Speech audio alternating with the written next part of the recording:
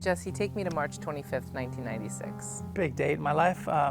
Just woke up in the morning and I knew the waves were going to be really good, so I invited a couple of friends to meet me at the beach before school up at Zuma Beach in Malibu. And yeah, paddled out, caught a couple waves, and about an hour later, I took off on a wave and I pulled inside of the barrel. When I was coming out, the wave hit me in my back and I went head first into the water, and I ended up hitting my head on the shallow sandbar. My whole body just went limp and numb and tingly, but I didn't know anything about being paralyzed until I was in the hospital and they told me that I broke the 6th vertebrae in my neck and that I was paralyzed and may never walk again. And when you're 17, on the verge of being a professional surfer and playing every other sport, just something you never want to hear. Was it difficult to get through the dark period before you can come out the other end?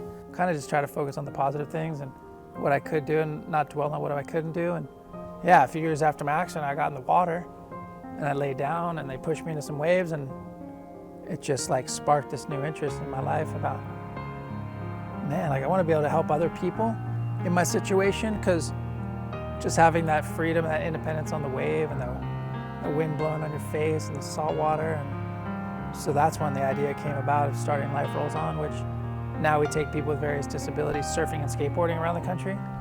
But at first it was just for me to get out there and see if I could do it. When he gets in the water, he's not disabled. He's free.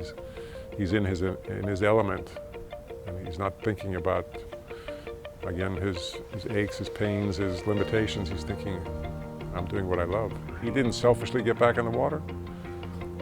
As soon as he got back in the water, the light went on and says, hey, I need to show other disabled people that they can do this. What does that mean to you when you get someone out there who thinks that their physical life has ended and they get an opportunity to go and experience the thrill of riding a wave? When they are nervous, we don't pressure them or anything. We just say, hey, like, try this and then tell me how you feel.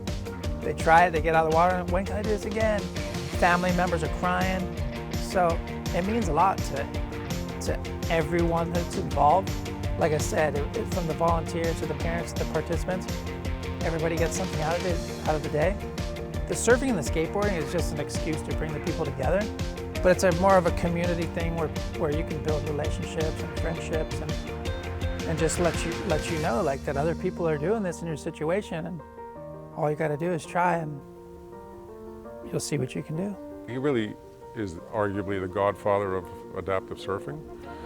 And as people became aware of it, people from other countries contacted him and said, hey, how can we do something like this? And in Brazil and in Europe, people came here, said, how do you do it? Went back and now created the same thing. When people talk to you about, being an inspiration,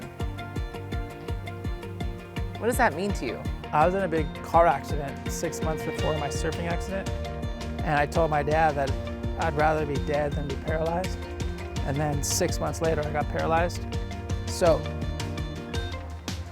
everyone says like they couldn't do what I do, but you don't know until you're put in that situation. I do a lot. I do a lot of stuff. I need a lot of help. So I'm only as good as the people I surround myself with.